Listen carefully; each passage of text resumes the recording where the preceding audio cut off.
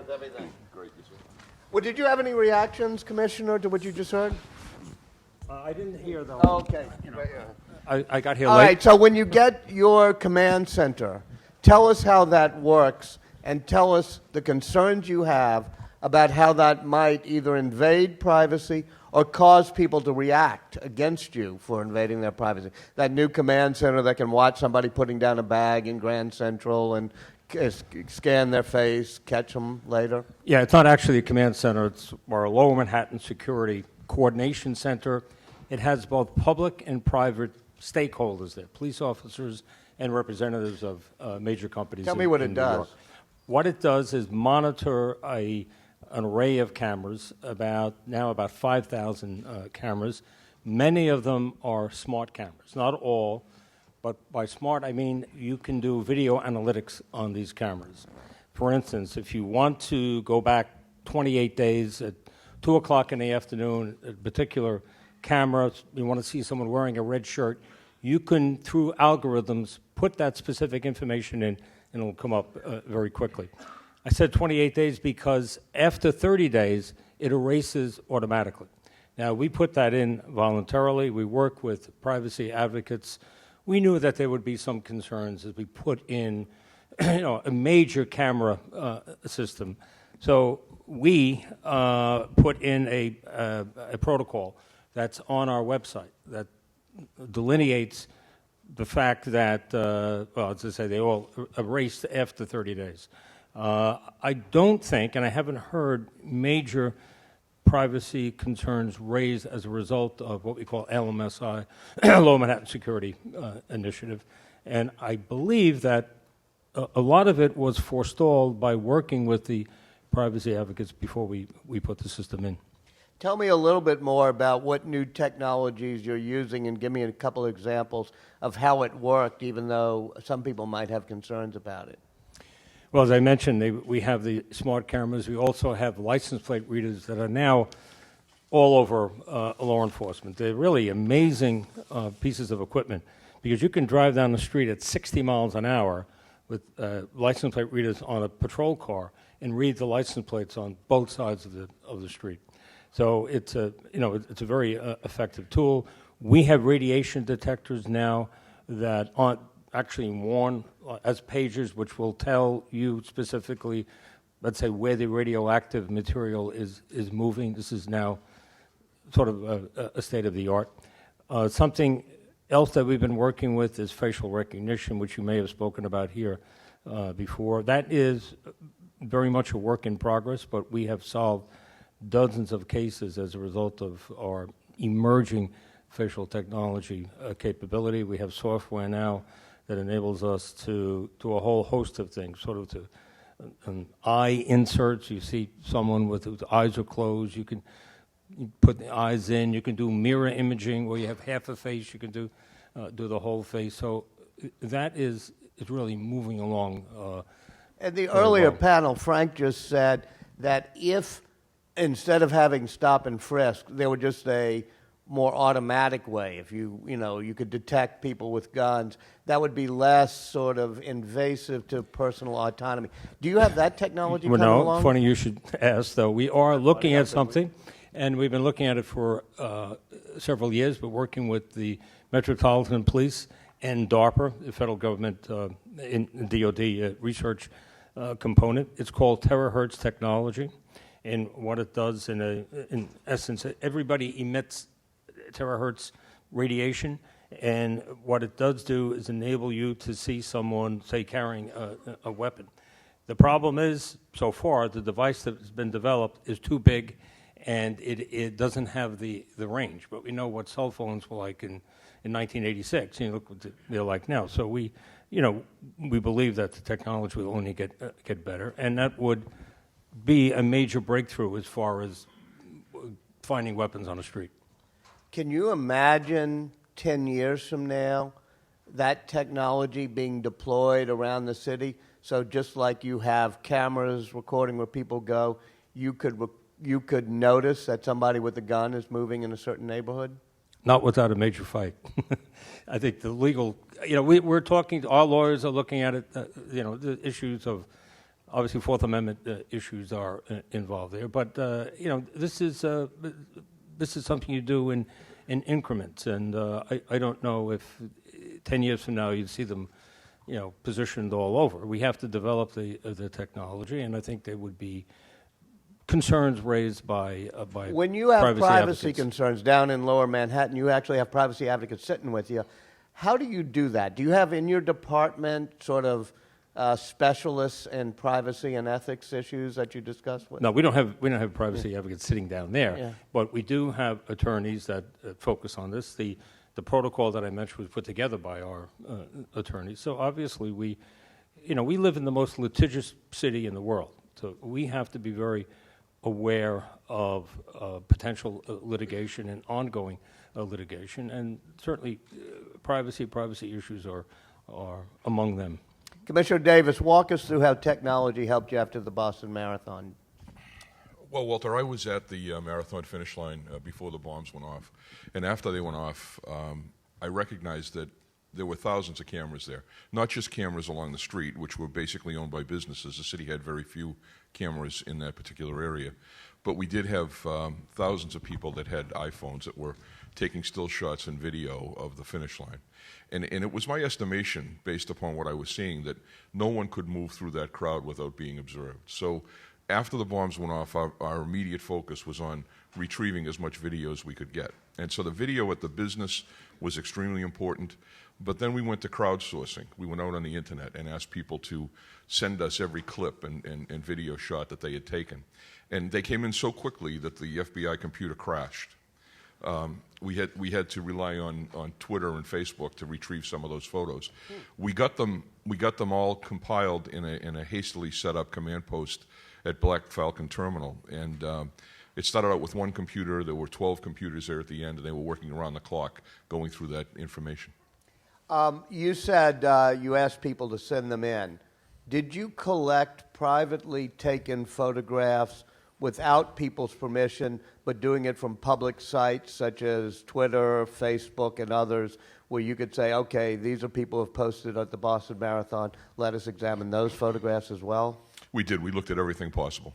And did you have any concerns about, say, people, would you have been able to, say, take photographs people took and put privately up on their Facebook accounts? And no, because the state of the law right now is what we operate under, and I think that's what's missed in the conversation. Ray and I operate off what's constitutionally acceptable. Mm-hmm. And so the Supreme Court has said if there's information in a public place, video information in a public place, we can look at that. It's a little less clear as you start to get into Facebook and Twitter, but right now there are places we can go legally, and we go there. The problem with our profession is that, unlike the medical profession that has medical ethicists, we don't have that here. We operate off a Supreme Court decision that always happens after the fact. So we're always behind the curve when it comes to change, like we're seeing right now. And we really need to look at that. We need to start a conversation among police officials and the community to talk about what's right and what's wrong. George Orwell was about 20 years off, but we're here now, and it's come at us so fast that nobody knows exactly how to deal with it. The Boston bombers, afterwards, technology kicks into action immediately. Was there a way to use technology more effectively to know that these were bad actors planning something? I think we have been focused externally. We've looked at the security apparatus in the federal government to take care of terrorism. Ray has done a tremendous job here in making it local. But I think that when you deal with what we were dealing with in Boston, which are homegrown violent extremists that have been radicalized on the internet, a whole new system has to be thought about and debated with the public as to what the role of police, local police, should be in that environment. It's clearly a threat that we're facing right now, and we need to do more. I wish there was a computer system that we could find that would say, these are the guys. But it's more about connecting with the community and having good contacts in communities throughout the city, and being very transparent and open about that. I think that that's really what you need to do. You keep talking about transparency and openness. It's come up 3 or 4 times. Let me ask a hypothetical question. I should have asked it to the previous panel as well. Suppose all those Edward Snowden revelations instead of being Edward Snowden revelations, had been things the government just said, here's what we're doing, we're going to make this public right away, that we're doing these type of things, and if you don't like it, call your congressman. Would that have been a better way to approach it? I believe so. I've said that previously. I think the American public could accept the need for that, and actually this was made public in a sort of a bizarre sort of way. It was supposed, well, you should have known about it. And we know how restrictive it was in terms of access to the public. But I think that was a mistake. And now it seems like all these things are So how are you trying to nefarious. be very transparent without compromising your methods and operations? We have obviously we're not going to breach confidentiality as far as specific investigations are concerned, but we have people such as this group here will come in, take a look at the equipment we have, the processes that we use. We have many community groups. I have a Muslim advisory council that I meet with on a regular basis. We have a tactics and strategies committee that's made up primarily of leading members of the African American community in this city. So we have I think, a very good dialogue as far as processes and procedures. You have a very good dialogue with the federal government now, Yes, we do. but you have some problems with their sharing. There's always going to be some friction. It's not necessarily a bad thing. We work with the federal agencies every day. We get the job done. I think there are cases of agencies want to do good work. They're proud of the work that they do, and sometimes this creates tension, but tension is not always a bad thing. I think you want to see behind the curtain. I think we want transparency as far as what the federal government is doing, and I think I know Ed certainly has an opinion on it, but if in fact there are things going on in your city, then your mayor and your police chief or police commissioner should know about them from the federal government. There should be a regular exchange of information. I agree completely. But Ed, what Commissioner Kelly has done is expand more than most city police departments a counterterrorism unit of your own. We even do interviews, say, in New Jersey, famously enough. Have you learned from that, and do you think you ought to expand your counterterrorism in Boston so that you're doing things that normally is given to the FBI to do? Well, I think as it relates to homegrown violent extremists, yes. I think that there are people in our community that we should be working with and sort of keeping an eye on if they pose a threat. That's part of our responsibility, is to keep our citizens safe. However, we need to be transparent about what we do, and I don't think there's any agency in the country that's more transparent than a local police agency. We've got the Boston Globe and the Boston Herald in our lobby every morning checking on what we did overnight. We've got community groups marching to the police station every time there's a problem. It's a very dynamic environment at the local level.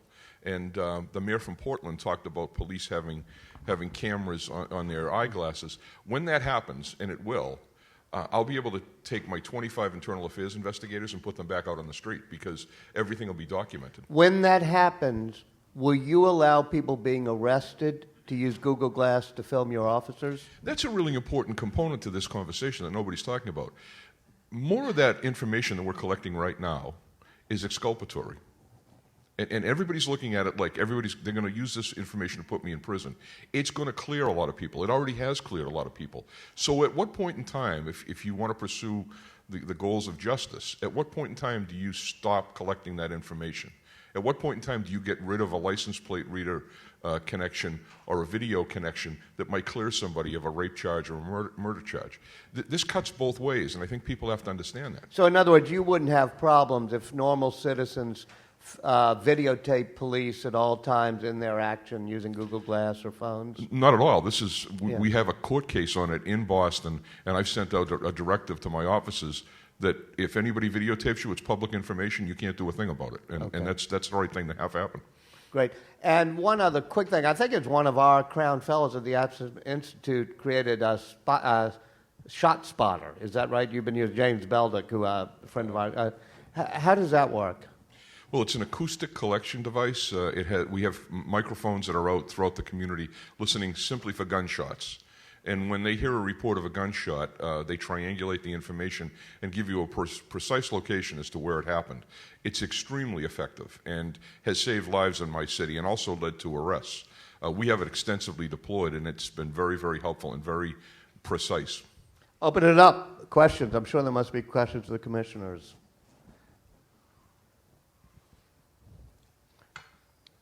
I can't see well, but wave a hand. Is there? Make believe we're your police commissioner. Yes, right, exactly. Ray, is the same true in New York about people who videotape, and is it exculpatory? Do you encourage citizens to videotape your police in action? Well, we don't discourage them. I think we've had some issues in the past, but clearly it's a public domain and it can be done. We've had some issues with the shot spotter because I think primarily of the topography of New York City. It just hasn't been as effective as it has been in other cities. What new technology is the most effective coming down the pike that we don't know about? Cameras are great, quite frankly. The first thing that police officers do when a crime is committed is to look and see if there are any cameras in the area. As was said before in your previous panel, they've come way down in price, so they're virtually everywhere. Virtually every commercial establishment has cameras. Can you monitor in real time so that you can prevent crimes that are about to happen? It's very expensive to do that, to have police officers sitting. And you need a human eyes to do that, or can you do it? Yes, with artificial intelligence. You can do some of that, and we have some live monitoring going on in our public housing projects. That's going on a limited basis, but generally speaking, the cameras are used for retrospective investigation or examination. Yes. Hi, my name is Emma Green. I'm from The Atlantic. Commissioner Kelly, how do you feel about the verdicts that came down on stop and frisk, and how do you think this will change New York policing moving forward? I didn't hear the second part of the question, but the first part was, how do I feel about stop and frisk? How do you feel about the verdict that came down on stop and frisk, and how do you think this will change New York policing moving forward? Yeah, I am a disabled veteran. I can't hear exactly what the question was, but stop and frisk. It is first of all, it's stop and question and sometimes frisk. In less than half the cases, is there a frisk, which is a limited pat down. I believe that this case that was the decision that was just rendered by Judge Shindlin cries out for appeal. I think the findings and the indictment of an entire police department on something called, she found indirect racial profiling, is based on the flimsiest of evidence and information. The expert that the plaintiffs had in this case looked at 4.4 million stops over a decade. The expert on the plaintiff's side found that 6% of those stops may be unjustified. The judge herself looked at took testimony from the plaintiffs in this case. I believe there were 4 plaintiffs. It involved 19 stops. She herself found that 10 of the 19 stops were constitutional. The criteria that they use, in my judgment, and a lot of other people's judgment, is totally unrealistic. It involves census data in a particular area. So take it to its natural conclusion, we would have to stop more women. Obviously, we stop very few women because the law, the codified law, says that you can stop someone abroad in a public place who you have reasonable suspicion is about to commit, is committing, or has committed a crime.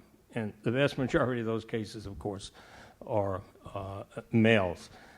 We have the most diversified police department in the world. We have police officers born in 106 countries. So it's kind of, somewhat strange that we're found to be guilty of indirect racial profiling. Our department is majority minority in its police officer rank. So the 97% of the shooting victims in this city are black or Hispanic, as are the perpetrators. The criteria that was used, as I said, census data, goes up against the one that we believe should be used, and we brought in the Rand Corporation to look at this in 2006.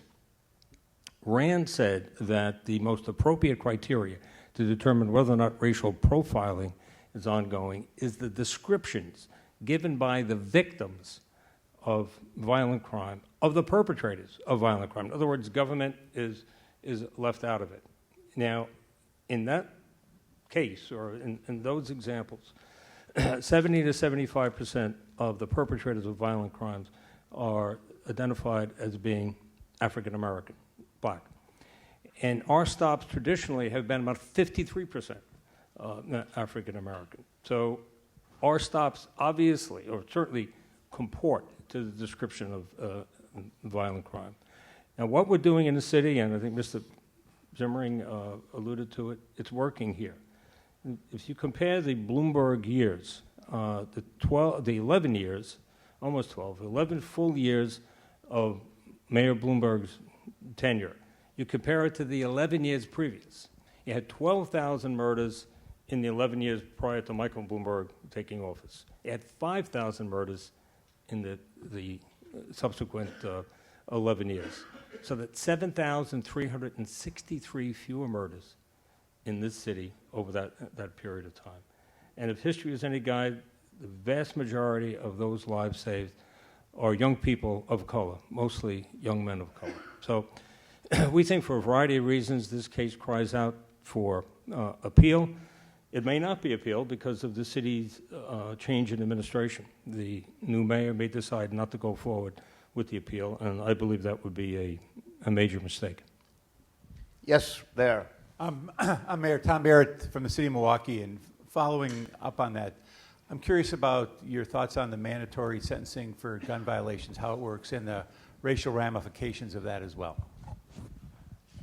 Mandatory sentencing? Right. Mandatory sentencing for gun violations and how that works in terms of racial issues. I don't like mandatory sentencing in general. I think in very few instances should we have mandatory sentencing. I would leave it up to the discretion of the judges, and it has to do with, again, the selection process of judges, but I'm not in favor of But mandatory it's my sentencing. understanding that here, that the state of New York, if you are illegally possessing a gun, that there is a 3-year mandatory sentence. Yeah, but let me tell you, in actual application, it doesn't work.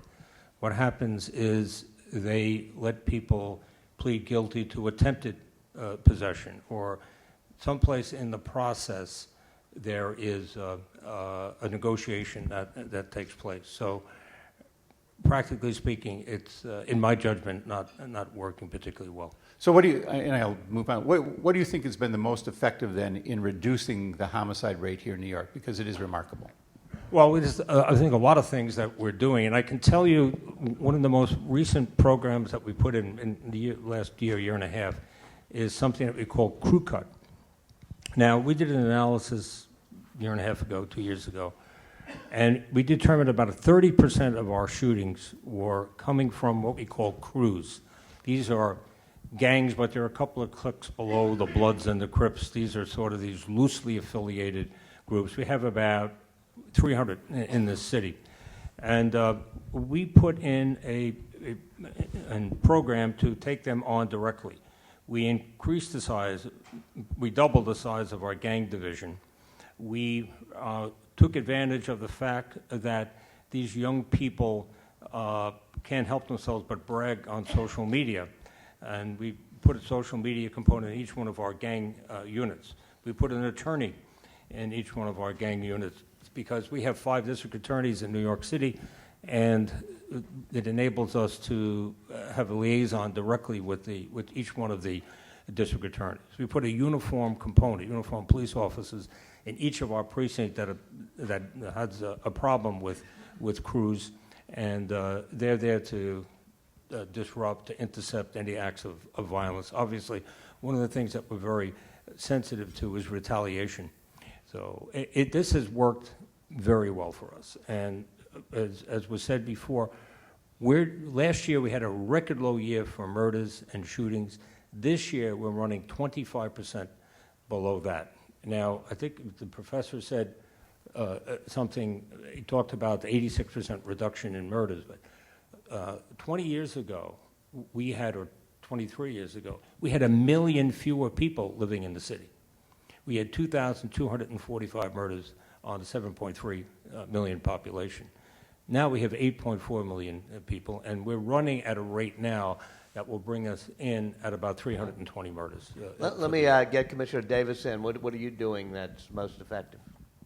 Well, we're following the same policies.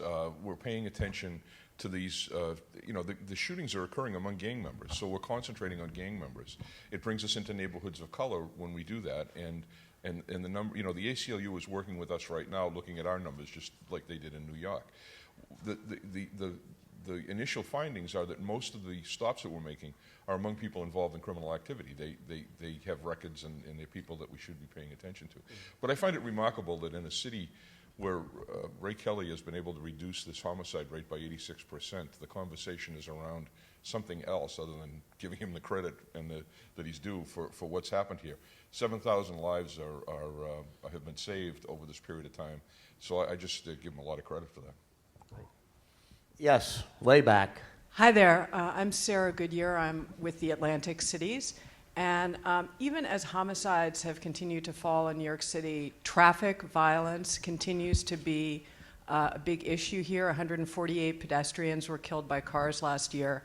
And there's a perception that a lot of drivers don't get prosecuted for criminal activity. Do you think the NYPD could be doing a better job of preventing traffic violence on the street?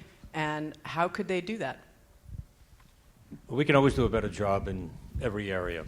We're down 6,000 police officers from where we were 13 years ago when this administration came in. We've done a variety of things. We work closely with Commissioner Jeanette Siddiqui Khan. I think is doing a great job.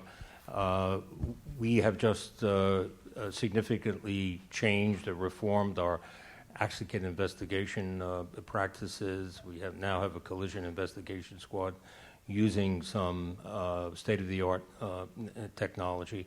But we do have 8.4 million people here. We do have a daytime population that's over 10 million people. So you're going to have a lot of traffic, and you're going to have accidents. And people always, some people say that police are not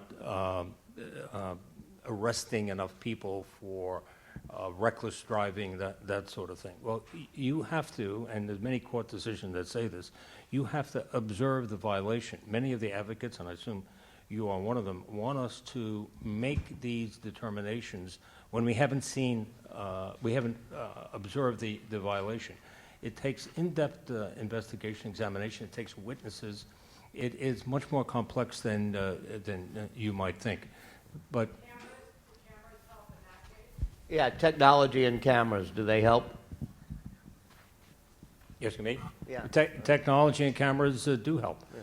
And we have cameras in our patrol cars now, certainly in our highway patrol cars.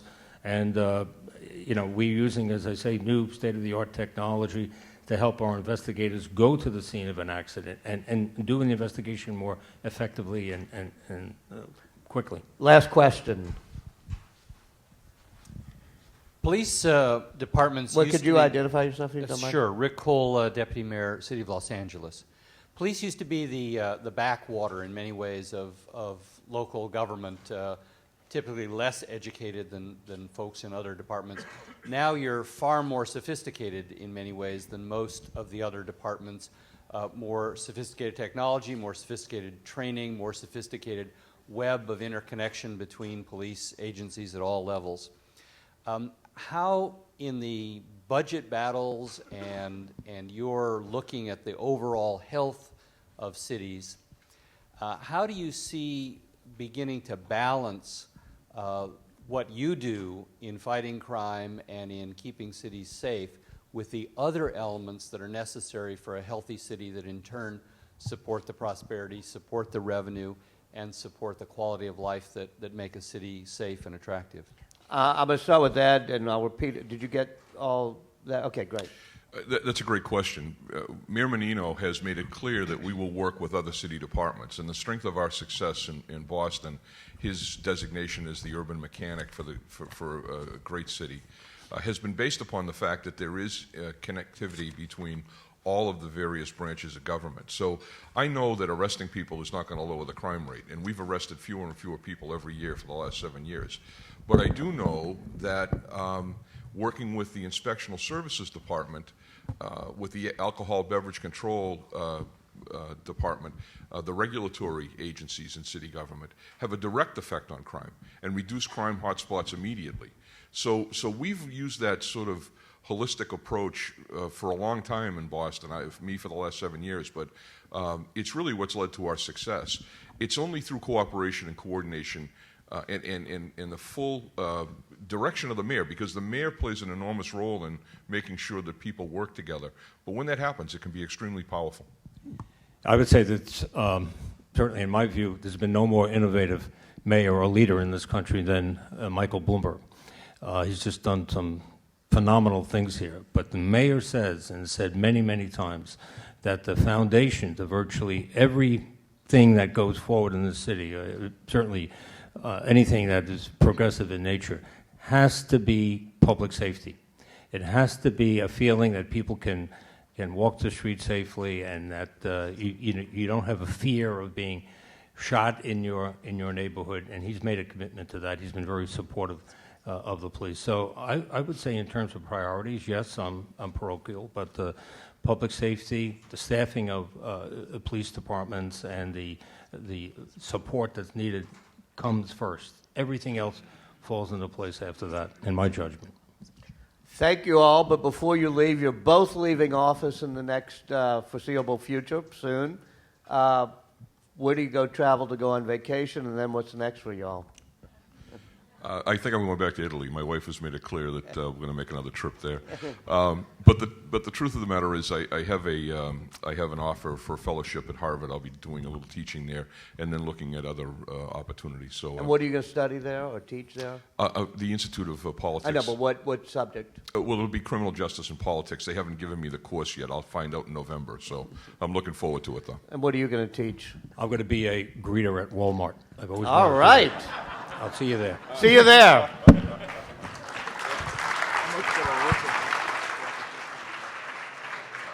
Please welcome Elliot Gerson, Executive Vice President for the Aspen Institute and moderator for Slimmer Cities, Promising Strategies for Fighting Obesity.